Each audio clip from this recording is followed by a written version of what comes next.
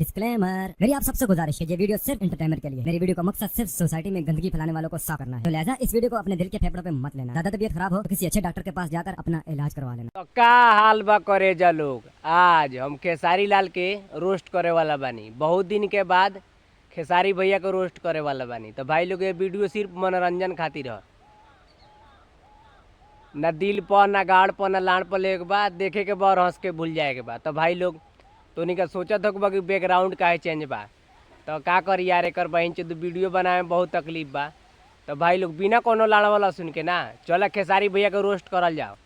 आ चल समय नहीं खे, बस ज़्यादा ना 6-7 गो वीडियो बनाए अपना रूम पर चल जाए। तो बिना कोनो लाड़ वाला सुन के ना स्टार्ट करो आज के बकचोदी। चूमा मांगला गेहूं के कटाई में। ए भौजी एगो बात कही, खेसारी भैया ना एक नंबर के मौगा हवन। चूमा मांगत मांगत एक दिन तोहर गांड मांग ली हन, ठीक बा? बात तो सही है। पगली उहे गुस्सा हो गइल पगली जेके भूसा में लेत रही। ए भैया एगो बात कही, हमरो तमाल गुस्सा हो गइल। उ भोसड़ी के ना भूसा में हम पेलत रही। क्या बात कर रहे रे बाबा? जब से पेल देनी एकर बहिन चो देवे के नाम ना लेवेला। आ चल गल ससुरार, हम आ गई यहाँ लाड़ चाटे बाहर में कमाए।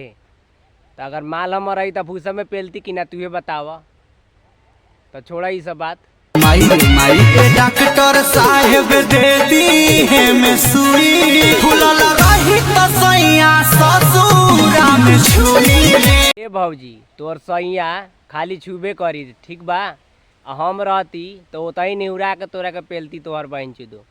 तो साला बहुत नीच आदमी रहे। ना यार, सुई दीवा होता है बहन चुदो बढ़े वाला, मतलब बढ़ी तबे पेलवेबे, एंगना पेलवेबे तोहर बहन चुदो।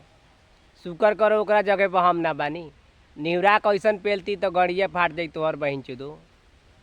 ना इहो कोनो बात हो। मरा हुआ नशेड़ियों के साथ में उस रात में मौजूद था जो तेरा है वजूद। बेटे नाचते हैं तेरे जैसे लड़के मेरी